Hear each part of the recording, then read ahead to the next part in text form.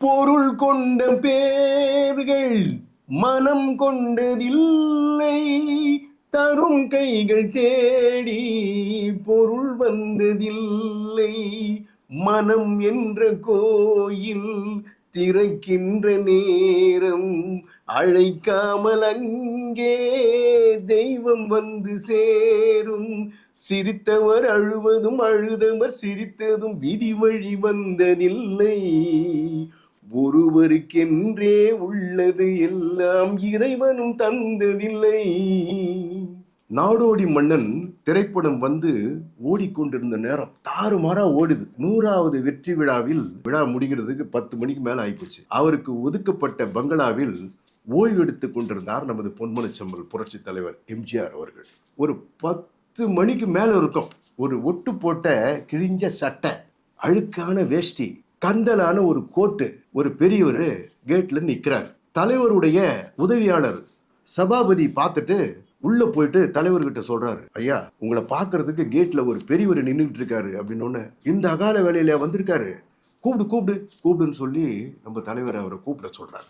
பெரியவர் வரார். வந்தவுடனே, என்னங்க இந்த நேரத்தில் எங்க வந்து பார்க்க வந்திருக்கீங்க, உங்களுக்கு என்ன உதவி தேவையா அப்படின்னு கேட்டவுடனே அவர் சொன்னாரா, ஐயா நான் ஒரு ஓய்வு பெற்ற ஆசிரியர், பென்ஷனை வச்சுக்கிட்டு தான் என் குடும்பத்தை நான் காப்பாற்றிக்கிட்டு வரேன்.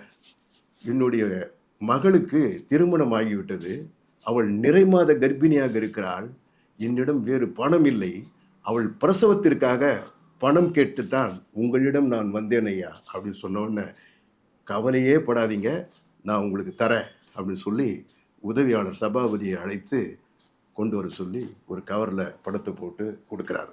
தலைவர்கிட்ட அதை வாங்கிக்கிட்டு அந்த ஆசிரியர் சொல்கிறார், ஐயா நான் மட்டும் வரவில்லை ஐயா, உங்களை பார்ப்பதற்கு என்னுடைய மகளும் வந்திருக்கிறாள் அப்படின்னோடனே தலைவர் பதட்டமாயிட்டாரா.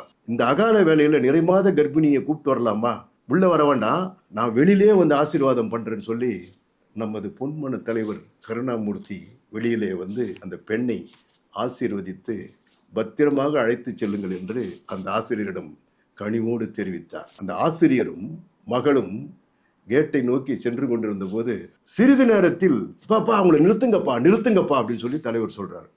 எல்லாரும் ஓடி வராங்க. இந்த நேரத்தில் எங்கே வந்து வண்டி கிடைக்கும், வாகனம் கிடைக்கும், என் காரில் கொண்டு போய் அவர் வீட்டில் விட்டுட்டு வாங்கப்பா அப்படின்னு சொல்லி நம்முடைய பொன்மனச்செம்மல் கருணாமூர்த்தி அவர்கள் அங்கிருந்தவர்களிடம் ஆணையிடுகிறார். பார்த்தீர்களா, என்ன ஒரு கருணை உள்ளம்!